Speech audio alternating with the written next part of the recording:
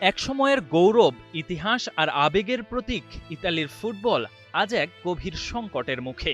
নীলাকাশ গ্রাস করছে অমানিসার অন্ধকার। বিশ্বকাপ জয়ী কোনো দল হিসেবে প্রথমবারের মতো টানা ৩ বিশ্বকাপ মিসের লজ্জার রেকর্ড গড়েছে আজজুরিরা। সেই দায় নিজের কাঁধে নিয়েই পদত্যাগ করেছেন ইতালিয়ান ফুটবল ফেডারেশনের সভাপতি গ্যাব্রিয়েল গ্রাভিনা। ২০১৮ বিশ্বকাপে জায়গা করতে না পারলেও গ্রাভিনা দায়িত্ব নেওয়ার পর ইতালি পড়েছে ইউরোপ সেরার মুকুট।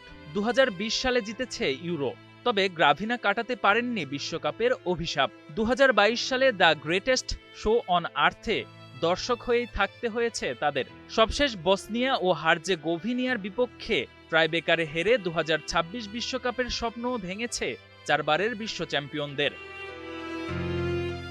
এই ব্যর্থতার ভার একা গ্রাভিনা বহন করেননি। তার পদত্যাগের ঠিক পরেই সরে দাঁড়ান জাতীয় দলের ডেলিগেশন প্রধান ও কিংবদন্তি গোলরক্ষক জিয়ানলুইজি বুফন।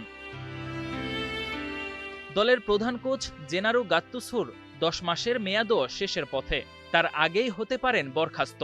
ফলে নতুন নেতৃত্ব আসার আগ পর্যন্ত ইতালিয়ান ফুটবল দিশেহারা এক সময় পার করছে। এই অবস্থা থেকে উত্তরণের পথ খুঁজছেন সংশ্লিষ্টরা। কখনো ভাবিনি যে আমাদের শেষ বিশ্বকাপ ম্যাচ হবে ২০১৪ সালে, আমার বিদায়ের ম্যাচ। এই পরিস্থিতি থেকে বের হয়ে আসার পথ খুঁজে বের করতে হবে। এই হতাশাকে ইতিবাচক শক্তিতে রূপান্তর করতে হবে। ইতালিয়ান প্লেয়ার্স অ্যাসোসিয়েশনের অনেক ভালো কাজের যথাযথ মূল্যায়ন হয় না। গ্রাসরুট পর্যায়ে যা আমরা উপস্থাপন করি, ফেডারেশন তার গুরুত্ব দেয় না। যে কেউ নিজেকে প্রার্থী হিসেবে এগিয়ে আনবে, তার প্রোগ্রাম আমরা পুরোপুরি মূল্যায়ন করব। তবে আমরা সমর্থকদের কাছে কোনো বার্তা দিতে পারছি না, কারণ আমরা নিজেরাও দুঃখিত ও হতাশ। সংকট শুধু মাঠে নয়, মাঠের বাইরেও।